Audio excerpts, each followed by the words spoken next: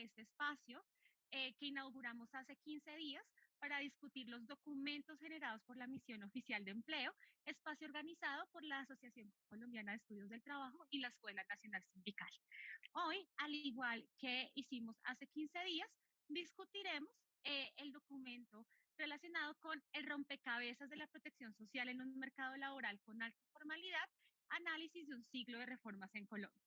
Este documento fue escrito por la doctora Marta Juanita Villavesas, en coautoría con un profesor de la Universidad de los Andes, y será comentado por el profesor César Giraldo de la Universidad Nacional de Colombia. Solamente para recapitular y darle la bienvenida a nuestros invitados, recordar que la doctora Juanita Villaveses es economista de la Universidad Nacional de Colombia, magíster en política comparada del London School of Economics y doctora en estudios políticos de la Universidad Externado de Colombia.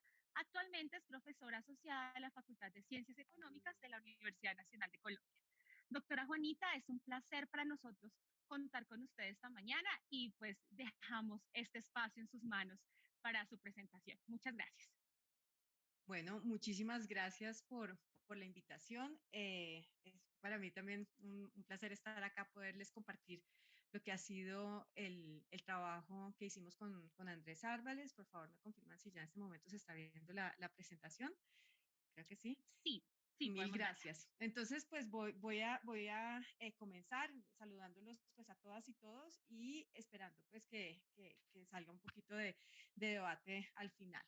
¿De qué se trata este trabajo? Nosotros lo que hicimos fue hacer una revisión histórica de las reformas, especialmente enfocadas en la seguridad social para entender la interacción entre el mercado laboral y la seguridad social en el tiempo. Entonces, voy a comenzar con una introducción y básicamente con esto inicio diciendo, bueno, tenemos dos contribuciones importantes, una mirada histórica para comprender cómo se da inicio a lo que en este momento se quisiera reformar, que son en parte pues el modelo institucional o el diseño institucional y legislativo que se da en la década de los 90. Un poco también situando exactamente qué fue lo que se hizo en la década de los 90, entendiendo que venían unas restricciones, unas tensiones o algunos elementos desde el pasado. Entonces situamos las reformas de 1990, donde se va a hacer el mayor énfasis de los 90 pues hasta acá, y luego también tenemos una mirada integral de la institucionalidad. ¿Qué significa esto? Que tratamos de abrir los componentes de lo que es el sistema, el gran sistema de seguridad social. Muchos de los trabajos abordan principalmente de los dos elementos más relevantes, que son salud y pensiones. Nosotros también incluimos otros elementos para ver de qué manera están interactuando y esto nos permite también ver las reformas que se han hecho a la luz de la interacción de esos distintos componentes y entendiéndolo también frente al mercado laboral. Entonces tenemos esa mirada histórica y la integralidad de la institucionalidad. Otro de los elementos importantes dentro de todo este análisis, pues obviamente hacemos un diagnóstico con fuentes secundarias, con fuentes primarias y con entrevistas, pero algo que nos llamó mucho la atención fue la dinámica de las reformas desde el punto de vista normativo, haciendo una revisión de las reformas, digamos, del nivel de reformas entre 1990 y 2019, pre-COVID, vemos que en cada uno de los componentes pues son activas el número de reformas llevándonos a 93, es decir, no es, digamos, no son procesos en distintos momentos, sino que ocurren a lo largo del tiempo. Y lo que al final vemos es que al haber este número, digamos, importante de reformas en cada uno de los componentes, en algunos casos genera también un desajuste o una desarticulación dentro de lo que debería ser la integralidad. Ahora bien, entonces ya entrando pues en la evolución, entonces hay esa mirada histórica que nos parece muy importante para poder ubicar y entender cómo surge, cómo nace la seguridad social en Colombia. Y a grandes rasgos nosotros encontramos 5 fases y esas 5 fases pues muestran el interés del Estado en tratar de abordar y legislar sobre el tema de la seguridad social. una primera fase que es un acto más bien de buena fe, una buena intención de tratar de reconocer algunas pensiones, pero sin que en la práctica se resolviera en términos reales. A partir de 1936, efectivamente, sí hay un esfuerzo, aparece en la Constitución la función del Estado en la asistencia pública, pero quiero, sin detenerme mucho como en los elementos de cada uno de los periodos, quiero señalar que en esta fase hay dos elementos que son importantes y es, si bien la asistencia pública va a aparecer en la reforma constitucional, el punto es cómo se accede y se va a acceder a través de el contrato formal y van a ser los patronos, o sea, los empleadores quienes deberán entregar esa, pues a través de ellos, es que con cargo a ellos, pues es que se va a entregar esa seguridad social. Y el Estado va a participar como un patrón adicional, es decir, en su condición de empleador va a permitirle a quienes tienen el trabajo el acceso a la seguridad social. Entonces ahí lo que uno empieza a ver es una restricción muy fuerte desde el punto de vista del financiamiento. Esto estamos hablando de prácticamente 90 años, hace 90 años, y el punto es el Estado en ausencia de recursos, pues va a ponerlo en manos del empleador o del patrono, como se mencionaba en esa época. Luego, pues eso va a llevar a una dispersión de reglas, de instituciones, y poco a poco se trata de corregir esa dispersión. Entre otras, en 1968 se hace la integración donde las reglas entre lo público y lo privado tienen que converger y tienen que ser semejantes. Y otro elemento importante que lo va a retomar más adelante es que en este periodo, o sea, estamos hablando también hace pues lejos en el tiempo, se crea el bienestar al trabajador, las cajas de compensación, también con cargo a la nómina de 4%, en un momento en el que había una transición política y los ingresos de los colombianos eran bajos, entonces era necesario mejorar las condiciones. Así está dicho en el decreto de 1957, cuando se crean las cajas de compensación familiar, que son temas pues que en el tiempo deberían también reconsiderarse. La tercera fase va a ser la fase de los diagnósticos. No son los dos únicos, pero sí están, estamos enfocados en el empleo, la misión de la OIT y la misión Chenery. Y también hay otras misiones, la Kerry, la del Banco Mundial, están también las de la CEPAL, pero a grandes rasgos estas dos están enfocadas en el empleo y la primera habla de la precariedad de los ingresos en el ámbito rural y en el ámbito urbano como una preocupación. Empieza a quedar como definido que el mercado laboral genera esa precariedad en los trabajos con unos ingresos insuficientes, que va a ser la noción más adelante de informalidad ya definida 2 años después por la OIT, pero que en ese momento pues uno ya tiene la idea de que efectivamente esa era una de las condiciones del mercado laboral, y la acción es incrementar la productividad urbana de alguna manera para resolver el tema urbano y eventualmente generar una migración laboral hacia la ciudad. Las respuestas fueron pocas del Estado frente a las recomendaciones de la OIT. En ese sentido, más bien se hizo un esfuerzo de regular las contribuciones que se estaban recibiendo por las cajas de compensación y la salud. Luego viene la emisión de la Chenery en un momento también muy complejo de la economía colombiana, no solamente la crisis de los años 80, sino las dificultades propias en el marco del conflicto en Colombia. Y la misión Chenery ya va a definir que existe un mercado dual. Es como si existiera un mundo formal y un mundo informal. No ven esas transiciones, esa itinerancia que uno hoy observa entre estar en la formalidad y también pasar a la informalidad, sino más bien lo ve como si fuera separado, pero menciona tres elementos que son importantes: un alto desempleo por bajo crecimiento económico, una baja productividad por la informalidad y un desorden en la inequidad en seguridad social. Entonces ahí nos encontramos en la cuarta fase, que va a dar respuesta a esta misión, a este diagnóstico de la misión Chenery. Y lo interesante es que se aborda el tercero de los elementos, es la inequidad en la seguridad social, es decir, permitir que más colombianos accedan a la seguridad social, y se va a abordar en la Constitución del 91 y en la Ley 100. Se crea pues el Sistema de Seguridad General de Seguridad Social, que es una lógica integral, o sea, se va a integrar salud, pensiones, y se incluye el tema de riesgos profesionales y la universalidad iba a darse a través de la cotización, en el sentido de que, pues, primero cotizaban los que tenían un contrato laboral, luego se agrega esa posibilidad a quienes tienen contratos de prestación de servicios civiles o comerciales y pues, a los independientes, pero ha sido, digamos, gradual y en esa medida se lograría la universalidad y quienes no lo logran precisamente por no tener ese tipo de contratos, que es una población que en ese momento se ve como pequeña, como marginal frente a quienes contribuirían, entrarían a través del mecanismo de solidaridad. El punto es que no abordaron los otros dos elementos de la misión, el alto desempleo por bajo crecimiento y la baja productividad por informalidad, porque se parte de un supuesto que, si bien no está explícito en la ley, uno lo puede ver digamos, en el texto de la ley, sí se puede entrever, y en los diagnósticos que acompañan todo este periodo, en el que el cambio estructural durante la década de los 90, entre otras, con una entrada importante de capital extranjero para inversión pues directa, llevaría al crecimiento económico y se resolverían los dos elementos que se habían mencionado en la misión. El punto es que eso no ocurrió, o sea, no tuvimos ese crecimiento, lo tuvimos durante unos años y luego vamos a tener una situación compleja en la economía y entonces lo que se suponía iba a ser apenas un segmento para la entrada a la seguridad social se genera, pues se convierte en algo que es grande, que más o menos nos estamos acercando a partir de finales del siglo XX y de ahí en adelante pues empieza a crecer a ser prácticamente el 50% en términos de salud y en términos de pensiones, pues es un grupo de personas que no tienen acceso a la posibilidad de pensionarse.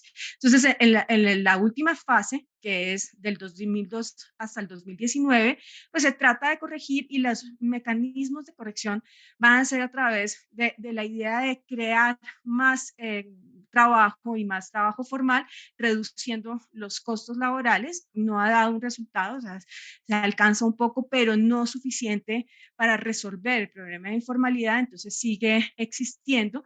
Es decir, lo que quiero dejar es que es una regla pensada para una estructura laboral con alta formalidad y lo que tenemos es alta informalidad. Entonces, de ahí ya tenemos uno de los primeros problemas. Las otras reformas que se han dado han sido también de origen constitucional, como la reforma pensional, en la que se define pues, que es un salario mínimo es lo mínimo pues, para llamarse pensión. Entonces, todo lo que está por debajo pues, no debería llamarse pensión y esto va a generar unas tensiones en el sistema. La fiscalización con la creación de la UGPP, que no logra tampoco una fiscalización completa de recursos y de aportes que deberían llegar, y el derecho a la salud con la igualación del POS. Entonces, son algunos de los cambios que se han hecho en ese periodo. Lo que quiero dejar claro es que hay una misión, da unas recomendaciones y se abordan algunos elementos, y esto pues también puede ser problemático teniendo en cuenta dos de los elementos en términos pues de la estructura del mercado laboral o de la realidad de la estructura del mercado laboral. A grandes rasgos, uno tampoco puede decir que los resultados sean negativos. Si uno hace una comparación entre 1990, circa 1990,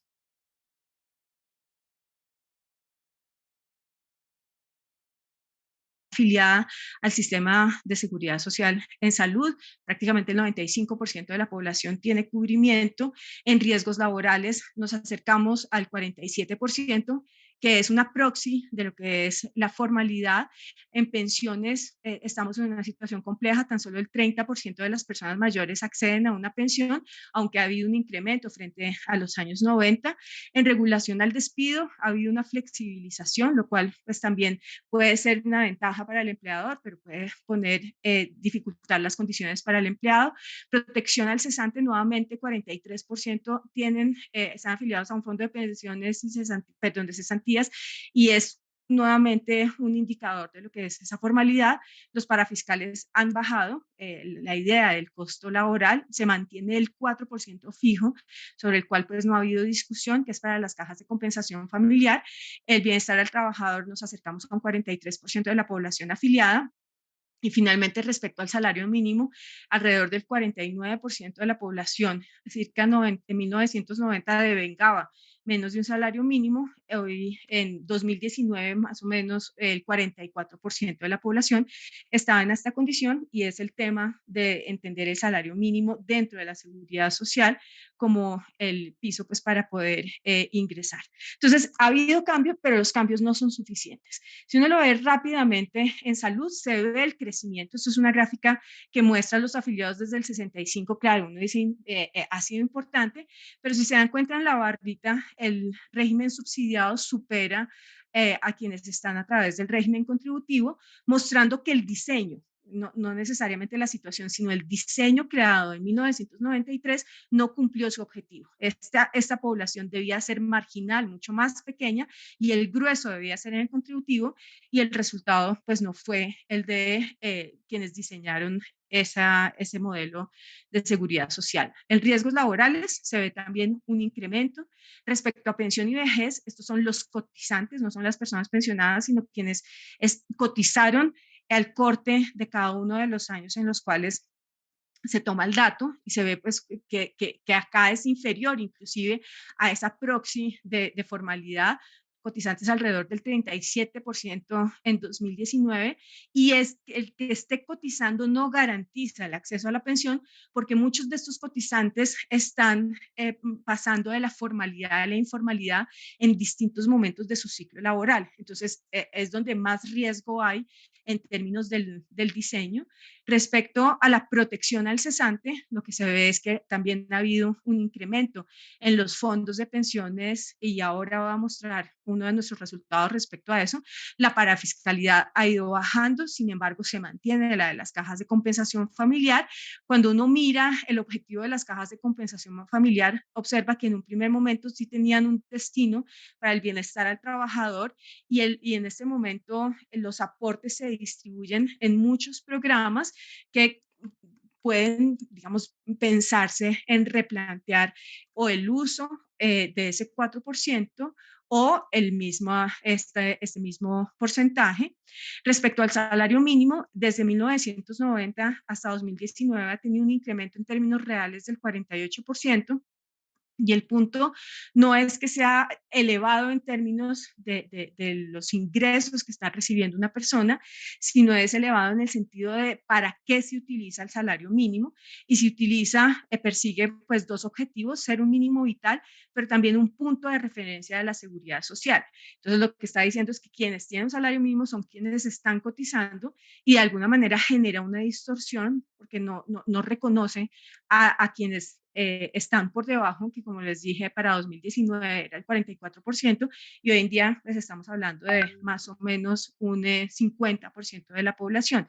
Entonces, los aumentos en el salario mínimo suben la barrera que permite el acceso al régimen contributivo tal como está diseñado, aumentando potencialmente la población que está en el régimen subsidiado. Entonces, pues eso genera una tensión en el diseño de acceso a la seguridad social.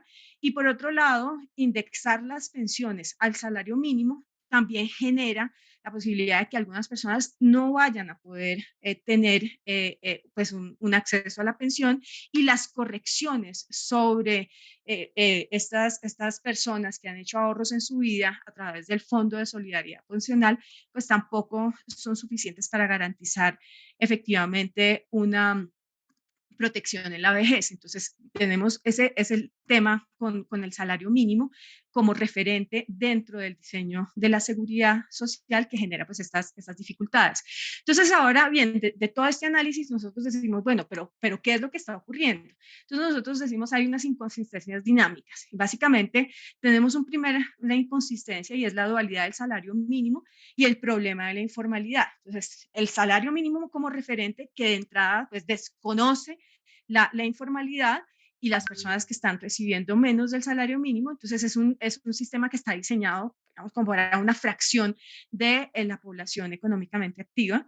El segundo es una carencia de protección al desempleo, y el diseño en estos componentes pues es insuficiente y no está cubriendo a las personas, y lo vivimos a partir pues del 2020 con COVID. Y una incompatibilidad entre el diseño de los sistemas de salud y pensión, pues que son también, como ya les decía, insuficientes frente a la informalidad. Entonces, a grandes rasgos, esta dualidad del salario mínimo, y es que pues de un lado garantiza el mínimo vital y una vida decente, y esto es parte de la jurisprudencia de la Corte Constitucional, pero esto de alguna manera entra en tensión con ser una unidad de referencia de la formalidad, que es la base de entrada a la seguridad social, también es un referente para el sistema de bienestar y un referente para el mínimo de pensiones. Estas dos situaciones pues están generando que pues no se alcance la inclusión, una inclusión mayor de quienes están recibiendo menos del mínimo, y frente a la situación del salario mínimo y especialmente las restricciones con respecto a la pensión, pues llevan a que la informalidad y las, digamos, tanto en la vida laboral como más adelante en las formas en las cuales se resuelven en la vejez, pues sea una válvula de escape al sistema. En algunos casos, inclusive, es mejor o sea, estar en el límite para poder acceder a la seguridad social desde el punto de vista solidario, porque ganar el mínimo ya implica también unas contribuciones que son onerosas, especialmente, o sea, que son regresivas para los ingresos más bajos. Con respecto a la carencia de protección al desempleo, pues los mecanismos que se han creado son insuficientes. Las cesantías, además de ser una cuenta individual, pues no garantizan realmente su objetivo de proteger frente al cesante, porque tienen la posibilidad de utilizarse en otro tipo de gastos, como en educación y en vivienda, lo cual hace que el ahorro realmente pueda ser muy pequeño en casos de quedar cesante. Entonces es un ahorro que no está, digamos, enfocado al objetivo. Y por otro lado, el mecanismo de protección al cesante que se creó en 2013, entonces que es con cargo al parafiscal del 4%, el 11% del 4% de las cajas de compensación, son recursos insuficientes, y la manera en la cual se accede a esto es prácticamente por orden de entrada, sin que sean unos beneficios suficientes que garanticen ser un seguro de desempleo. Existe, por ejemplo, el mecanismo de el aseguramiento a riesgos laborales, que tiene una lógica de mecanismo de riesgo compartido, es decir, hay una agregación de riesgo con cargo al empleador, que podría ser un modelo a seguir en el caso de la protección al desempleo.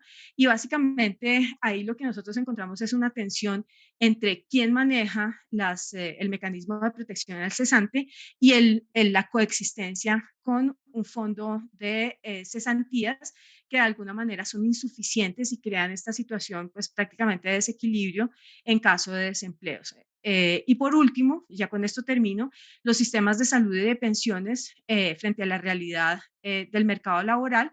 Y básicamente es lo mismo que les había mostrado. Si bien hay un incremento importante en la cobertura en salud, esto es cobertura por régimen contributivo y subsidiado, cuando uno mira la distribución, entonces en régimen contributivo es menos del 50%, es decir, se requiere cubrir de alguna forma pues, el resto, y esto refleja las condiciones de informalidad. Y en el caso de pensionados, cuando uno mira solamente los pensionados, las personas que están recibiendo pensión, les decía que es más o menos el 30%, pero cuando uno entonces mira digamos, los otros mecanismos que se han tratado de establecer, como Colombia Mayor o los BEPS, para tratar de jalar esta condición de los adultos mayores, pues efectivamente se alcanza un porcentaje, se alcanza a cubrir aproximadamente 2/3 de la población mayor a 60 años, pero son unas condiciones que no son llamadas pensiones, que son ingresos insuficientes, y que ha sido como el mecanismo de reconocer las condiciones precarias de los mayores pues, de 60 años, pero igual sigue siendo insuficiente para cubrir al resto de la población. Entonces ya con eso concluyo diciendo, básicamente nosotros vemos que hay una desarticulación y una baja capacidad fiscal del Estado, y esto está desde el inicio y no lo resolvió, o sea, mantuvo la idea de que el financiamiento se ha hecho con cargo al empleo, con contrato laboral o con otro tipo de contratos como civiles o comerciales, pero no logra, digamos, reflejar la realidad del mercado laboral. Es un sistema, el que se diseñó en 1993, se ha redefinido, se ha enfrentado pues a reformas que son de origen constitucional o financieras o legales, pero se ha hecho de alguna manera generando una desintegración del sistema. Han sido pues inconsistentes temporalmente esas reformas y esto pues dificulta pues, digamos la corrección del sistema, pero uno de los elementos es que pareciera que trata de resolver el problema del mercado laboral sin reconocer realmente la situación estructural de informalidad. Se multiplicaron las reformas de adaptación, pero ninguna verdaderamente estructural y con eso pues finalizaría. Muchas gracias. Doctora Juanita, muchísimas gracias por esta presentación y además el detalle de los hallazgos que nos compartes hoy. Ahora le doy la palabra al profesor César Giraldo. El profesor César es economista en la Universidad de los Andes, especializado en políticas públicas, cursó su maestría en la Universidad Nacional de Colombia y también cursó su doctorado en la Universidad de París en economía. Entonces, profesor César, muchas gracias de nuevo por aceptar esta invitación y damos la palabra para sus comentarios. Buenas, ¿me están escuchando? Sí, señor, Bueno, perfecto. no, yo pues quisiera agradecer a Juanita y a Andrés Álvarez el trabajo que han hecho, porque pues me parece que es un trabajo muy completo, muy estructurado, incluso la exposición de Juanita estuvo bien estructurada, que da una visión histórica pues del siglo XX hasta el presente de la evolución de la protección social y pues digamos, su evolución institucional. Obviamente, pues ahí se plantean las etapas. El documento habla de 5 etapas, como lo presentó Juanita. eh, y pues habla de las conclusiones de las misiones tanto de la OIT como la de Chenery. Pues en la de Chenery el secretario técnico era Juan Luis Londoño. Estuvo Manuel Ramírez y Hollis Chenery y José Antonio Campo, creo. Sí, sí, José Antonio Campo. Y pues, digamos, un tema que en Colombia ha sido permanente es el tema de la informalidad. Estábamos hablando con Juanita antes de comenzar esta presentación, pues que la informalidad en Colombia es incluso muy alta cuando uno mira países con un PIB per cápita similar. O sea, países que tienen un PIB per cápita similar en general tienen una informalidad más baja de la que tiene Colombia. Colombia tiene informalidades tipo países tipo Honduras. Entonces ahí hay un problema que incluso es singular porque la informalidad pues es un fenómeno en general de América Latina, pero en Colombia es un fenómeno muy marcado que merece un cuidado especial y que en el documento se ha hecho una reflexión en torno a eso que me parece pues muy juiciosa. Y el documento pues hace una énfasis en las reformas de los años 90, sobre todo la reforma con la ley 100 del 93 que cambia el sistema de la seguridad social y la ley 50 del 90 que cambia el código laboral, pues que después se profundizan en otras reformas como la ley 189, pero que digamos el cambio se dio en los años 90, que pues se dio en lo que nosotros conocimos el marco de la apertura económica. Una reflexión que surge de la presentación que hace Juanita es que justamente las reformas que se plantearon pues con la apertura económica y que digamos el gobierno de César Gaviria en su plan de desarrollo hace como una presentación formal de todo este modelo, supuestamente la informalidad iba a bajar, el desempleo iba a bajar y eso no ha sucedido, a pesar de que hicieron las reformas y ahí pues un poco habría la necesidad de un balance de lo que ha pasado con esas reformas, sobre todo hoy día cuando estas reformas orientadas hacia el mercado están en crisis en América Latina. Lo estamos viendo pues con la crisis económica que pues, se con el COVID pues se profundizó y la crisis social que con el COVID se ha venido profundizando y que ha implicado cambios políticos en América Latina que se han sentido en toda América Latina y que en Colombia también se están sintiendo y pues estamos frente a lo que va a pasar pues con la nueva elección del presidente y de Congreso en Colombia. Bueno, yo quisiera un poco traer a colación que ayer salió en las noticias y también hoy lo vi en las noticias que la OCDE hizo un planteamiento sobre la protección social. Yo no conozco el documento. Sí escuché la presentación que hizo el que dirigió el informe, que no me acuerdo el nombre de la persona, pues la presentación que hizo en radio, pues en Blue esta mañana, pues directamente. Pero lo que él afirma, y me parece que hay que tenerlo eh, en cuenta, es que pues un poco la OCDE está planteando unos planteamientos para el próximo gobierno. Entonces es bueno tener eso en consideración para ver qué se dice en torno a eso, sobre todo que el documento que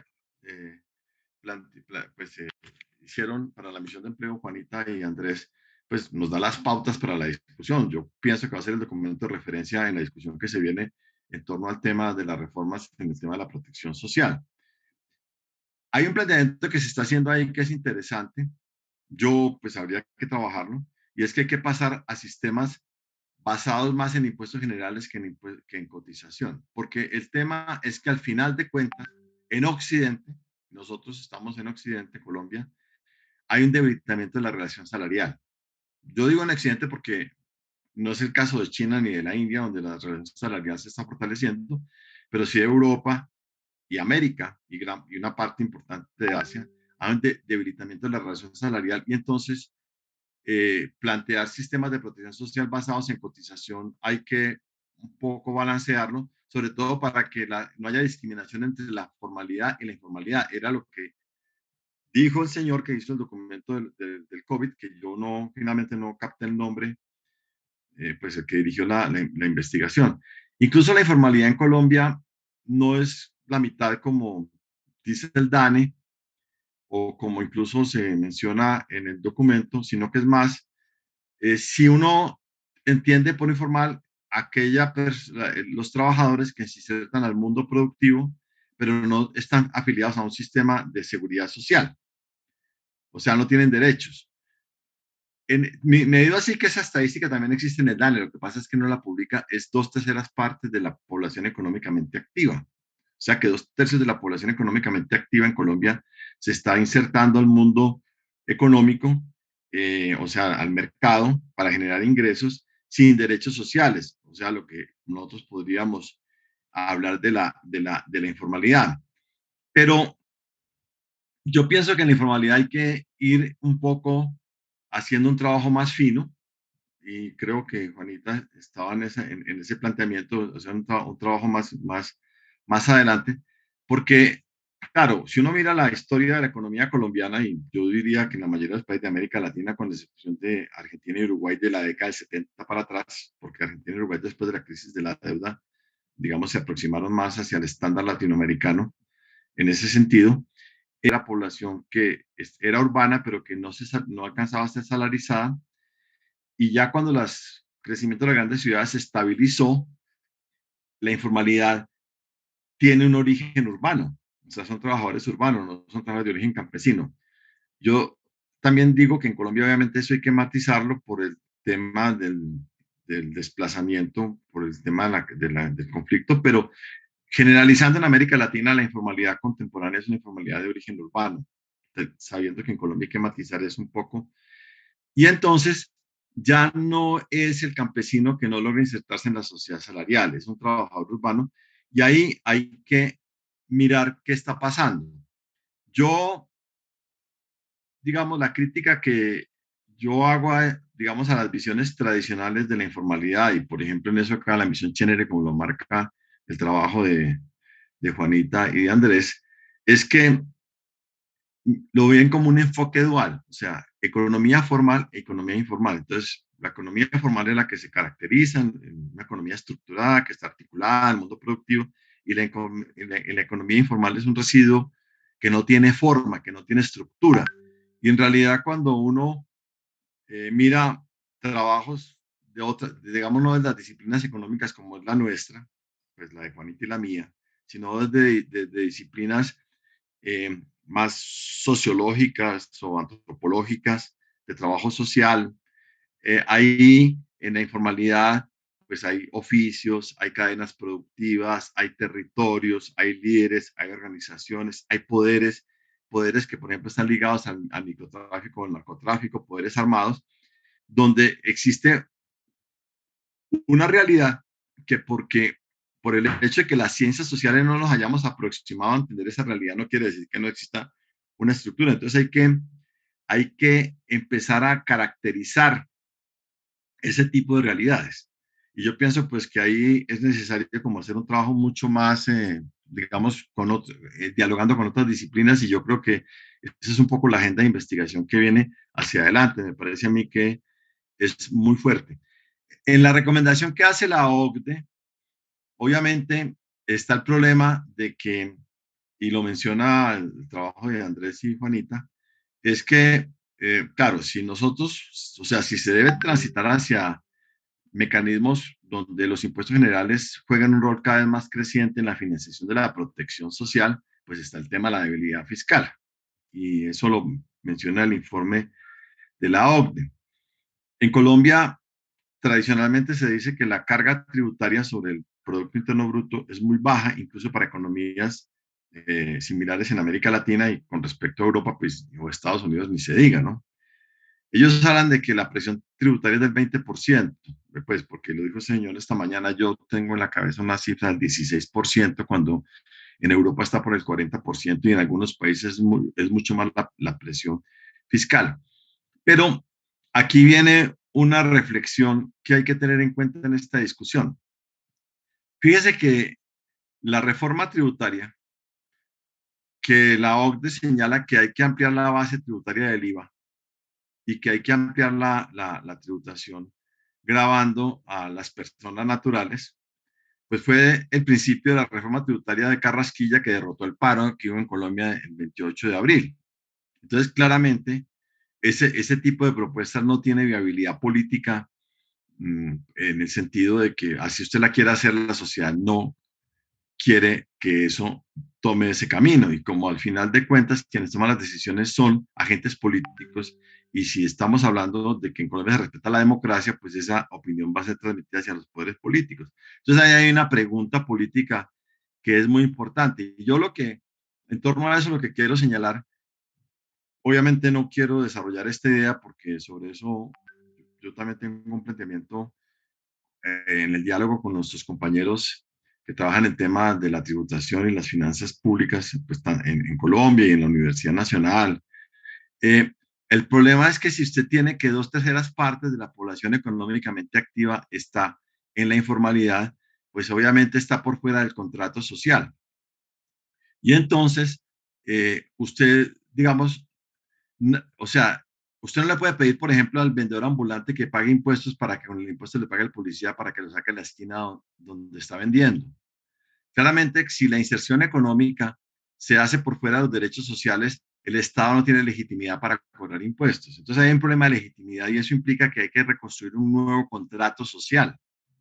Y ese nuevo contrato social implica repensar los sistemas de protección social, como lo está planteando el documento que nos expuso Juanita en este momento. Yo creo que hay, porque es que lo que sucede es que claramente los sectores populares estarían dispuestos a entrar en la fiscalidad y en la tributación, pero si tienen derechos sociales. Pero si yo parto del planteamiento de que la informalidad hay que erradicarla, entonces estoy diciendo, lo que usted está haciendo está mal y por lo tanto, y además es ilegal porque no cumple con las normas y por lo tanto termina no el derecho, no es el derecho social, sino el derecho penal, porque penalizo su actividad, pues obviamente estoy haciendo un enfoque equivocado. La gente en la informalidad, mal que bien, está resolviendo sus problemas de sobrevivencia.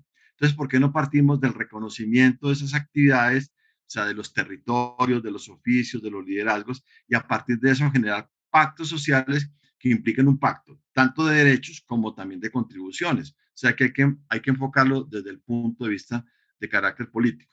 Bueno, ese es un primer comentario. Obviamente, esa idea es tan general y tan, digamos, tan polémica que yo pienso que requeriría, pues, pensarlo, porque digamos, yo estoy aquí haciendo un planteamiento que implicaría cambiar eso. Lo que sí es cierto y lo plantea el documento es el fracaso de las reformas en la formalización tanto de la Ley 50 de 1990 como la Ley 100 de 1993. Ni el empleo, ni el desempleo disminuyó, ni la informalidad disminuyó, pero yo creo que hay un planteamiento incorrecto. Y ahí sí yo de pronto tengo alguna diferencia con el documento de Juanita y Andrés, pues estoy en el plan pues, de hacer un debate, no del documento en general, sino pues de un punto para poderlo discutir que me parecería interesante, y es que parten del principio que las rigideces del código laboral o las rigideces institucionales son las que generan la informalidad y el desempleo, y entonces hay que flexibilizar tanto el código laboral como flexibilizar el marco institucional, o sea, más mercado y menos institucionalidad, menos Estado. Incluso cuando se habla del salario mínimo, se cae también en ese tipo de planteamientos. Y cuando se habla de las cajas de compensación familiar, que es el impuesto a la nómina, que todavía insiste, se cae en ese planteamiento. En Colombia ya se redujo la cotización patronal para salud, que era 8.5 puntos de salario, se redujo la cotización para el ICBF, que era 3 puntos de salario, se eliminó la cotización para SENA, que eran 2 puntos del salario, o sea que se bajaron 12.5 puntos de la 8.5 y bueno, 8.5 y 3, 11.5 y 2, no, se bajaron 13.5 puntos de la cotización del salario y el tema no se ha resuelto. Ahora se piden bajar los 4 puntos que se piden para pensiones, para cajas de compensación. Ahí hay varias discusiones que son puntuales. Probablemente yo podría, digamos, no podría ni por el tiempo ni porque haya, digamos, elaborado una estructura en torno a eso, pero hay varias discusiones que son puntuales. Primero, para fiscales no solamente son las cajas de compensación SENA y CBF. Para fiscal también es la cotización a salud, la cuota de los fondos agropecuarios y la cotización para pensiones, una gran cantidad de parafiscales, porque el problema es que el tema de parafiscalidad se redujo a esas 3 categorías, cajas de compensación y CBF, pero por ejemplo yo diría que en el tema de las pensiones, lo que se va para los grupos financieros, en el régimen de ahorro individual, ellos se toman el 10% de esa cotización para la administración, o sea, es 1.6 sobre 16 puntos. Entonces también discutamos ese tipo de cosas porque la carga es alta a pesar de que la gente en el régimen de ahorro individual no tiene pensión. Entonces ahí hay otra discusión que hay en torno a eso. En el tema de las cajas de compensación familiar,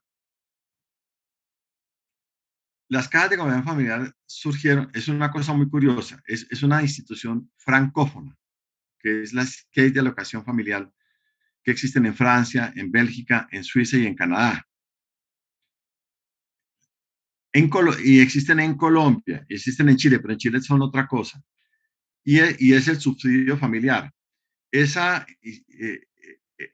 A Colombia llegó porque Eliseo Restrepo, que era el presidente de la ANDI, o sea, el papá de Nicanor Restrepo, estuvo en Europa y copió el modelo, que lo conoció en Francia, y, eh, comenzando en los años 50, y el sindicalismo en Antioquia era un sindicalismo católico y era una institución católica, pues de origen católico, que hablaba de la familia. Y pues eso permitió que surgieran en Colombia y es porque tiene que ver con el subsidio familiar. Yo estoy de acuerdo con el hecho, con el planteamiento que se hace en el documento de que ese subsidio se ha ido desnaturalizando porque se le han colgado una serie de, como un arbolito de Navidad de otras cosas que lo han desnaturalizado, pero yo no estoy tan seguro de que la opción es acabar las cajas de compensación familiar, sino más bien reformarlas y mirar qué pasa por dentro, porque probablemente por dentro puede haber poderes que no están respondiendo a la sociedad y que me parece que deben ser tenidos en cuenta y cuestionados. Un segundo comentario bueno, el tema del salario mínimo, no es cierto que a mayor salario hay más desempleo y hay más informalidad, porque finalmente el salario también es el ingreso, o sea, y el ingreso es el mercado interno. Si yo redujera los salarios, pues los empresarios no tendrían a quién venderlos. O sea, lo que es cierto para un empresario, que si tengo menor salario, contrato menos personas, no es cierto a nivel macroeconómico porque todo no es la suma de las partes, porque si todos los empresarios pagaran menores salarios, los empresarios no tendrían a quién vender en la producción. Entonces es una discusión un poco más compleja, porque fíjese que el planteamiento general de que las rigideces laborales, entre ellas el salario mínimo, son los que generan el desempleo y la informalidad, pues eso se aplicó desde 1990 y eso no ha funcionado en la práctica. Entonces la pregunta está en hacer una lectura qué ha pasado con eso.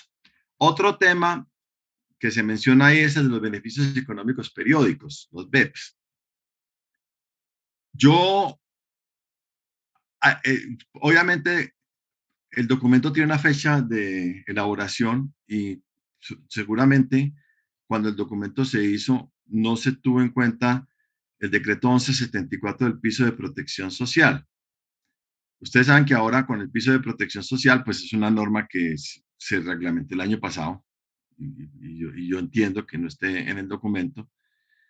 Hoy en día usted puede contratar un trabajador por debajo del salario mínimo, le paga 15% adicional, de los cuales 14 se va a BEPS y No, uno se va como a porque por riesgos, el hecho de que la persona que lleva a la pues a un gente me seguro de ayude salud. a Y contactar entonces a las ya personas que le con parezcan esa prioritarias para jugadita, entrevistar. como Y decía sería por ahí 3 Macías, personas. que ya la habían previsto en la Entonces Constitución eso del me parece mejor que caerle a la 2005, en la gente reforma así de buenas a constitucional, primeras. ya se eliminó el salario mínimo y se eliminó la pensión porque incluso el BEP tiene rango constitucional y a la gente le paga un beneficio periódico mensual, una renta vitalicia por debajo de la pensión. Entonces ya de alguna manera la reforma laboral está hecha y me parece a mí que digamos, eso está ahí.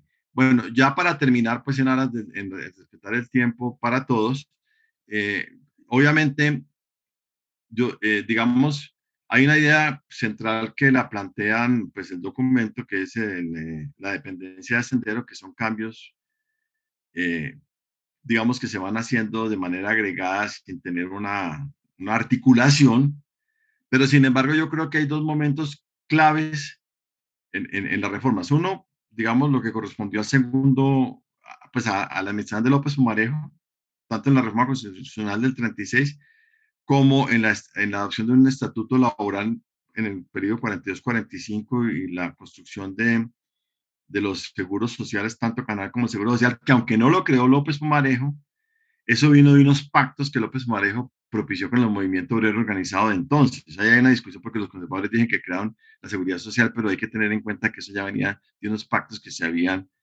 construido. Pero la otra es el cambio en los años 90, la ley 50 y la ley 100, y que ahí jugó un papel muy importante Juan Luis Londoño, que fue el ministro de Protección Social, en lo que es la ley 100 y Luis Fernando Ramírez en el caso de la ley 50 del 90, pero si bien Juan Luis Londoño es digamos, el corazón y el ideólogo de las reformas, y porque además se sigue publicando en torno a eso, yo sí quiero, digamos también que hay que señalar que la reforma de la seguridad social estuvo precedido por una serie de foros y eventos promovidos por los grupos económicos, sobre todo por los grupos financieros, para tratar de quedarse con el ahorro de los trabajadores y que el hecho de que haya quedado un sistema bajo fue porque en la negociación no pudieron desmontar el sistema público de pensiones y que el cambio de la salud en el modelo de aseguramiento ya venía un poco anunciado por el Banco Mundial con un documento que se llama Invertir en Salud, que plantea el tema del aseguramiento. O sea que obviamente Juan Luis Londoño tuvo Juan Luis Londoño fue el ideólogo, el que tuvo el corazón, y eso yo estoy de acuerdo con el planteamiento, pero que hay unos antecedentes que hay que tener en cuenta porque eso se dio en un contexto social y político concreto y determinado. Yo dejaría ahí los comentarios agradeciendo por la oportunidad y saludando a Juanita y a Andrés, que también elaboró el documento.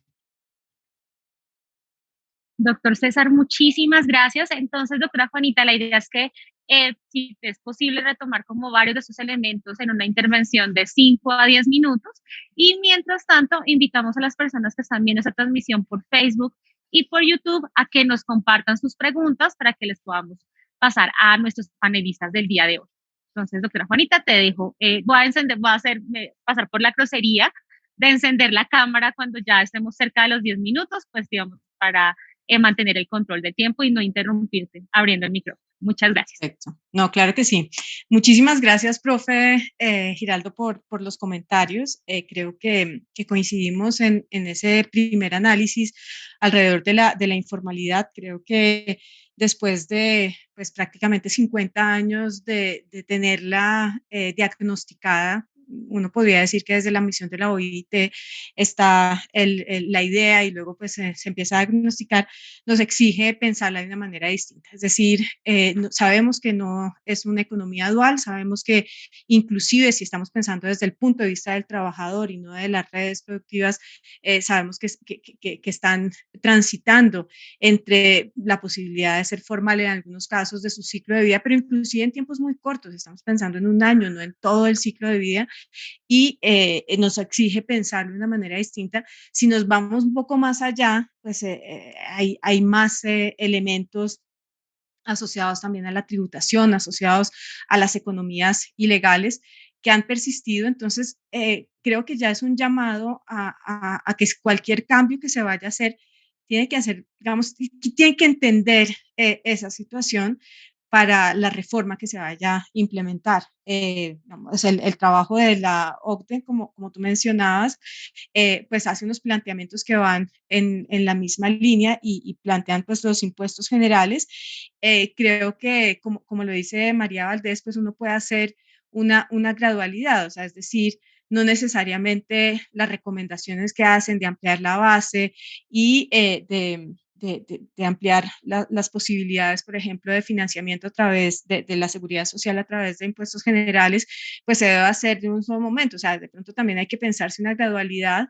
Una de las propuestas que ella hace que a mí me parece que tiene sentido es iniciar en esa reforma fiscal, pues realmente focalizando a los mayores ingresos, y luego de un tiempo ir proponiendo algo más que se uniría con lo que tú dices de hacer un reconocimiento pues, a los derechos sociales de quienes están en la informalidad y eventualmente plantear un nuevo pacto social. Entonces, en eso creo que un nuevo contrato social, creo que en eso hay claridad. A veces es complejo porque no están representados, o sea, no es claro, la informalidad es tan amplia y de tantas naturalezas que no es claro con quién se dialoga, o sea, cuál es entonces también hay que pensarse esos espacios y más aún cuando no solamente es el 50%, sino que de pronto estamos más cerca, es al 70% de informalidad.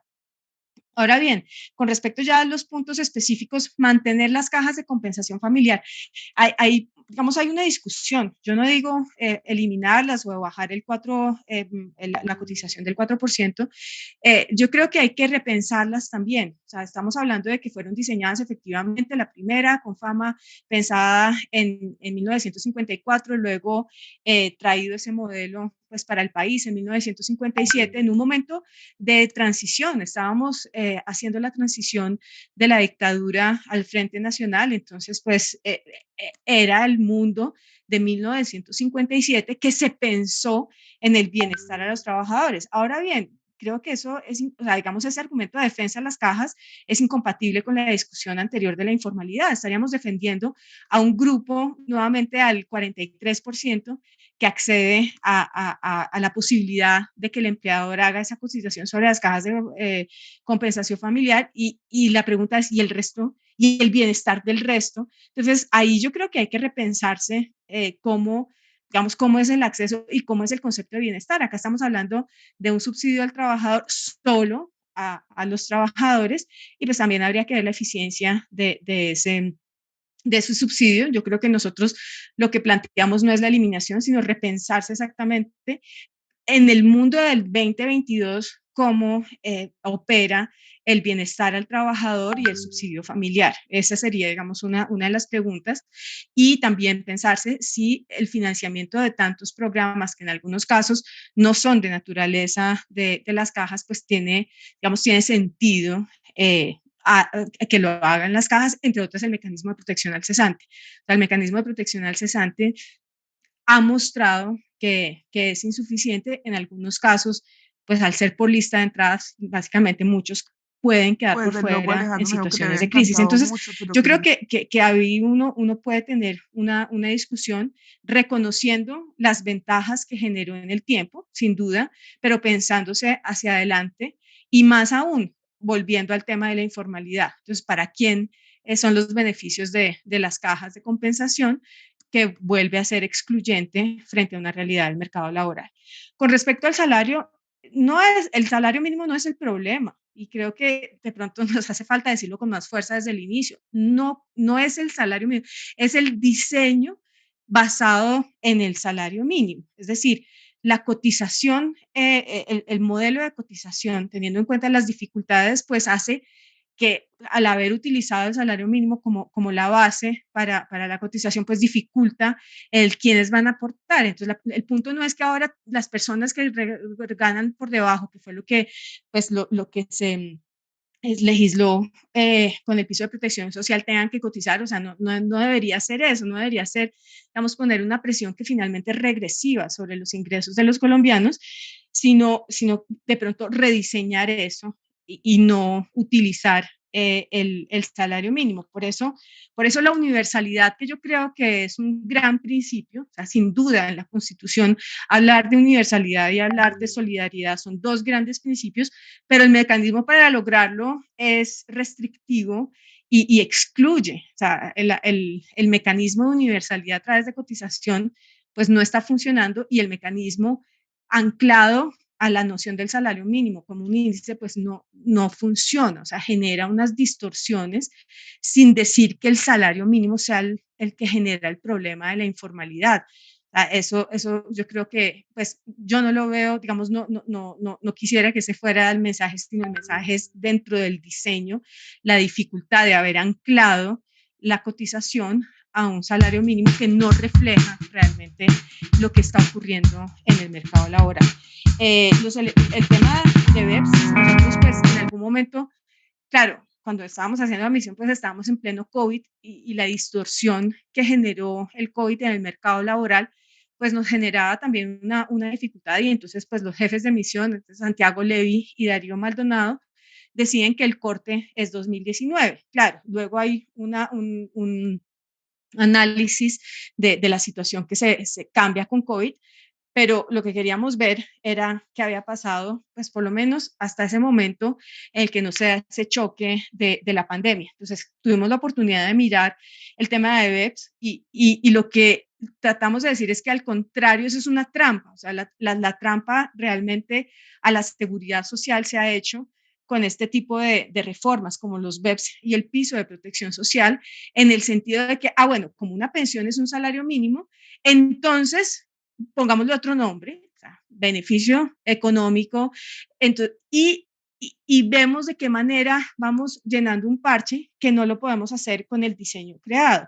Y eso pues lo que genera es, digamos, una precariedad. Pues, primero, no logra cubrir a muchos ahorradores en BEPS, y segundo, pues la expectativa del ingreso pues puede hacer que la persona diga, yo prefiero ahorrar de otra manera, así sea comprando, pues teniendo una renta, buscando un pequeño negocio, o viendo a ver de qué manera mi familia se convierte en un apoyo en mi vejez. Entonces, son unos mecanismos más bien como de parche, de que dado que se estableció que la pensión era un salario mínimo, entonces busquemos cómo resolvemos esa situación de precariedad para las personas que no logran el ahorro. Entonces, estoy de acuerdo, realmente es una trampa al diseño de pensiones, y ese tema se une con algo que tú mencionabas, y es, bueno, ¿qué más ocurre en términos de los fondos? El trabajo de Marcela Meléndez,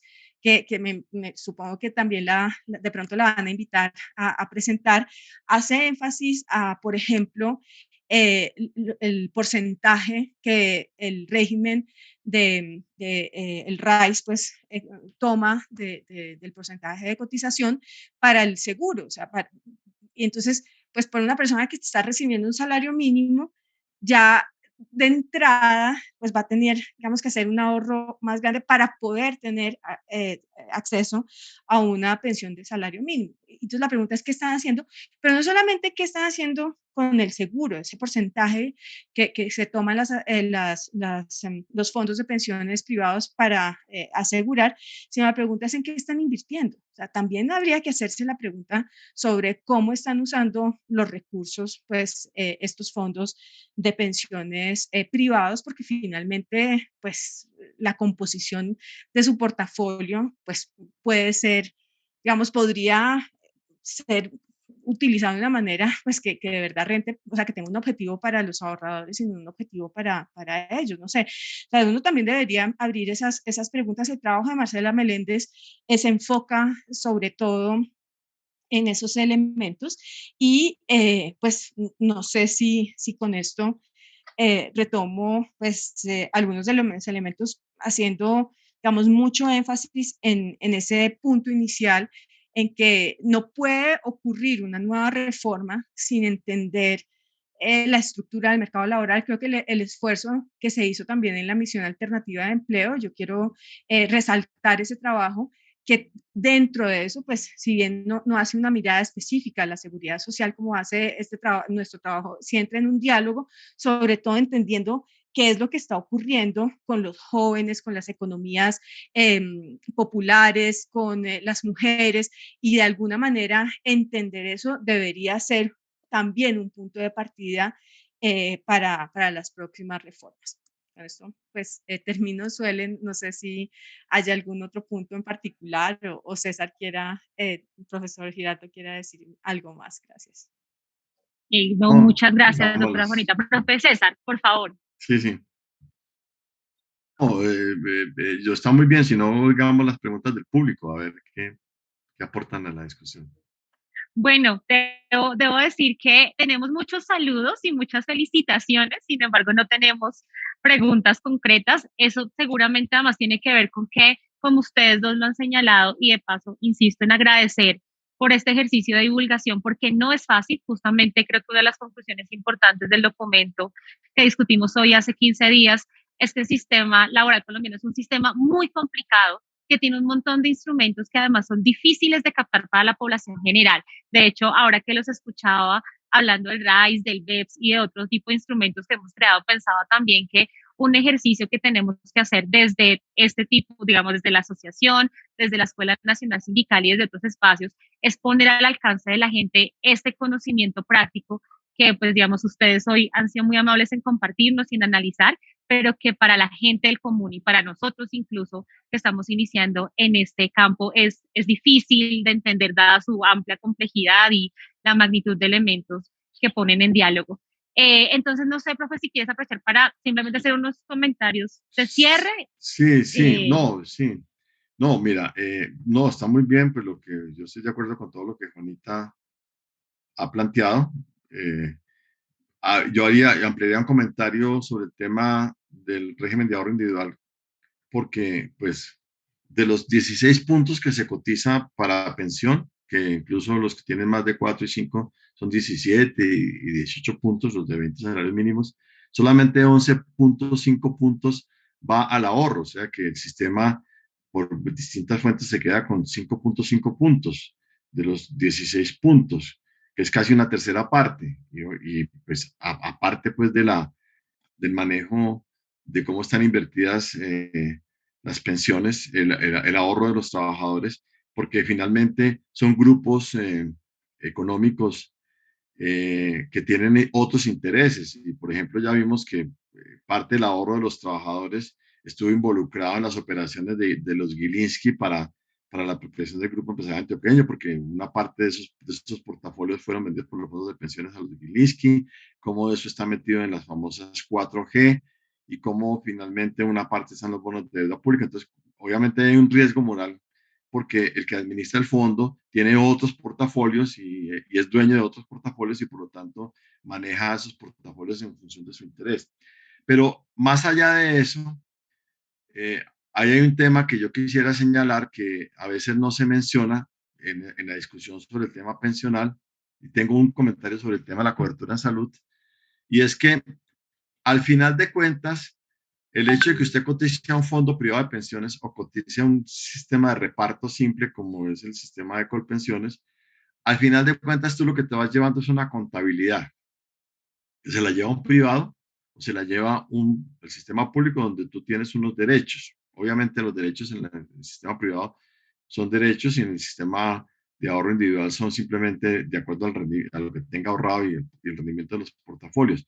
Pero si la productividad de la economía no aumenta, pues llevando la cuenta en un régimen de ahorro individual, llevando la cuenta en un régimen de reparto simple, la pensión simplemente no tiene capacidad de compra, que es lo que pasa en Venezuela, que el sistema es público, pero con la hiperinflación, la gente recibe la pensión y con la pensión compra 3 huevos, porque si la productividad no aumenta, cuando usted reciba la pensión, usted va a hacer mercado y no es donde mercar. Entonces, es un problema que va más allá de la arquitectura financiera. Tiene que ver con la arquitectura financiera, pero el hecho de que tú cotices en un sistema o en otro no quiere decir que la producción de la economía aumente, lo que aumenta son sus derechos para comprar y para gastar, pero si cuando va a gastar no hay dónde gastar, pues obviamente esos derechos no se validan.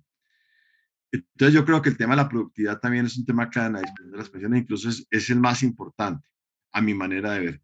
Y el segundo elemento es que yo no estoy de acuerdo con la afirmación que se hace en el documento, pero obviamente esa afirmación está en general de que la cobertura en salud ha aumentado. Lo que pasa es que antes de la ley 100, el que no estaba afiliado a la seguridad social, pues accedía al sistema general de salud, pero no estaba afiliado a ninguna parte. Simplemente iba a un hospital público a que lo atendieran. Con la ley 100, el que no está en el contributivo entra a un sistema de aseguramiento que se llama subsidiado, pero es que antes no existía un sistema de aseguramiento, antes era el acceso. El problema es verlo desde el punto de vista del acceso, si el acceso ha aumentado o no ha aumentado antes de la ley 100 y después de la ley 100. Obviamente, el sistema de salud antes de la ley 100 tenía problemas de una naturaleza en función de cómo era el marco institucional y después de la ley 100 tiene otros problemas que también dificultan el tema del acceso. Entonces yo matizaría el tema de la cobertura no solamente con la afiliación, sino con el acceso, porque fíjese lo que está pasando con pensiones. Con pensiones la afiliación aumentó, pero la tasa de cotización frente a la afiliación disminuyó.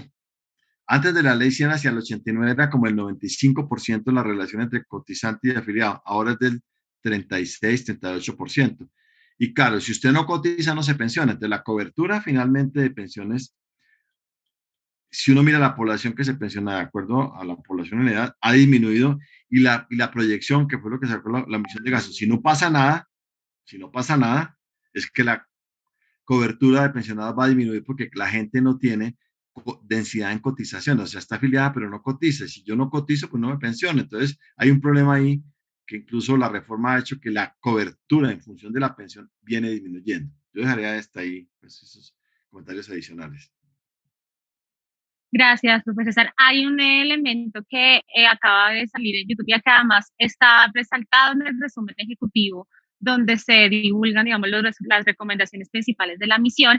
Y es que en un apartado se señala que sería relevante transitar de un modelo pensional como el actual, en el que se depende, por así decirlo, de los aportes que hace cada trabajador a lo largo de su curso de vida, a un modelo que esté más basado digamos, se propone moverse un modelo de pensión mínimo universal que esté financiado fundamentalmente a través de tributos y que sea complementado por los aportes individuales que haga cada trabajador a lo largo de su vida.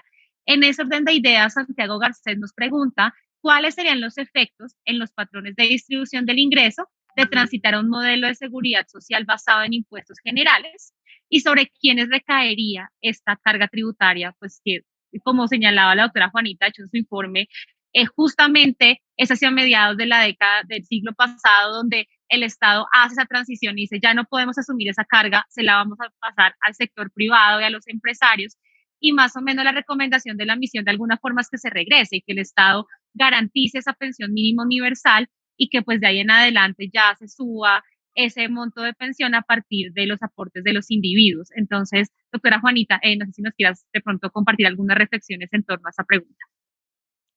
Pues básicamente, que es un poco la pregunta, si te entendí bien, pero el tema es sobre el aseguramiento en la vejez, es decir, la pensión, ¿cuál es el objetivo de la pensión? Que las personas mayores de cierta edad pues tengan la posibilidad de no desmejorar su condición, sino de mantener al menos una condición. Y sabemos que la población mayor de 60 años en este momento, que es lo que hoy en día entendemos como los adultos mayores, pues pueden estar en condiciones complejas respecto a los ingresos. Entonces, el diseño de la pensión no se logra solamente a través de su vida laboral. Ese es uno de los problemas. ¿Por qué? Por el diseño. ¿Cómo está? Porque a pesar de, digamos, los parches que se han tratado de implementar, que son menos a una pensión, pues también son insuficientes en términos de lo recibido, pues para garantizar unas condiciones en la vejez.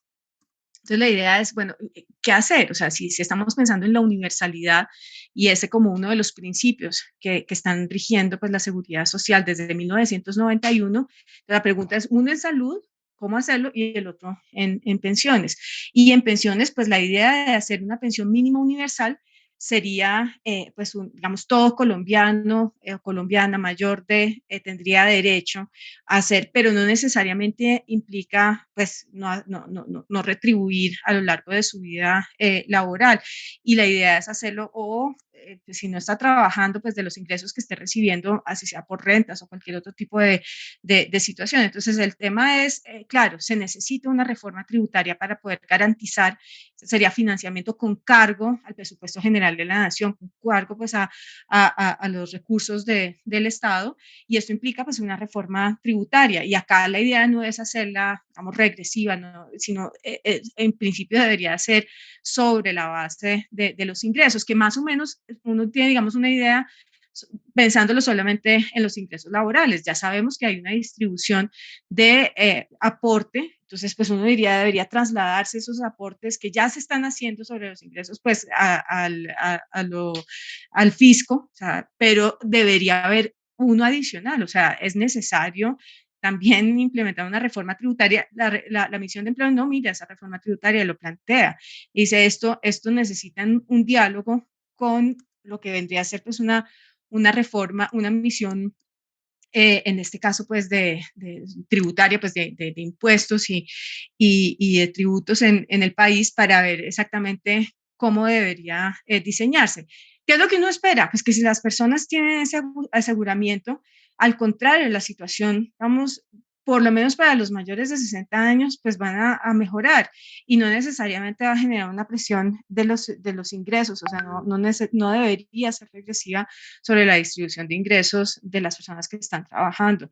Pero pues es lo único que puedo decir, es decir, el problema tributario, o sea, el problema siempre va a ser de recursos, y es necesario, vamos a hacer, ay, sí, pues como un acuerdo, pero por eso me gustaba lo que mencionaba María Valdés, o sea, me parece que por ahí hay algo, o sea, tiene que generar cierta seguridad y confianza en los colombianos, poniendo a tributar realmente a quienes están en el decilo, el percentil superior de ingresos, y después de unos años, no inmediatamente, después de unos años en que efectivamente se observe un cambio, no sé, 2 años, 5 años, no sé exactamente cuánto sea digamos, como esa visión temporal, empezar ahí sí a generar cambios sobre la base, pero usted no puede generar cambios sobre la base si tampoco hay incrementos en productividad o si tampoco hay incrementos en los ingresos que están recibiendo. Entonces, creo que por ese lado, y eso es algo que se tiene que discutir, si se va a implementar a través del financiamiento vía tributos y presupuesto público. Doctora Juanita, muchísimas gracias. Doctor César, también un agradecimiento muy especial de parte de la asociación y de la Escuela Nacional Sindical por aceptar esta invitación. Insisto, como ustedes nos lo han planteado hoy, estos temas no solamente son difíciles de abordar, sino que justamente creo que este último comentario de la doctora Juanita nos lleva a pensar en cómo estas misiones no pueden considerarse de forma aislada. En Colombia tenemos la costumbre de hacer misiones separadas, y por ejemplo aquí ya emerge la necesidad de pensarse la misión de empleo a partir de una misión fiscal, y si me permiten, yo creo que también, por ejemplo, de una misión demográfica, en el sentido de los recientes cambios de la sociedad colombiana que apuntan a la pérdida de ese bono demográfico del que, entre comillas, disfrutamos buena parte del siglo pasado, pero además también otros factores, como por ejemplo el hecho del aumento de la inactividad laboral después del COVID, que lo que esperábamos era un aumento del desempleo, que en efecto hubo, pero no esperábamos o no estábamos preparados para el aumento tan fuerte de la inactividad laboral que estamos viviendo y que efectivamente también genera unas presiones adicionales sobre la discusión que estamos teniendo el día de hoy. Y en ese marco, me permito también invitarlos al espacio que tendremos y a la tercera sesión de estas sesiones que hemos llamado sesiones de trabajo acerca de la misión de empleo, porque en esa tercera sesión continuaremos discutiendo el tema de hoy y discutiremos el documento que la doctora Juanita nos ha referenciado hoy, que es el documento Mercados Laborales Fragmentados y el Sistema de Protección Social en Colombia, de autoría del doctor Francisco Alvarado, Marcela Meléndez y Marcela Pantoja, que va a continuar justamente haciendo esta discusión en torno al sistema de protección social y a las, digamos, implicaciones que esto tiene con informalidad, con desempleo, con inactividad y con demografía.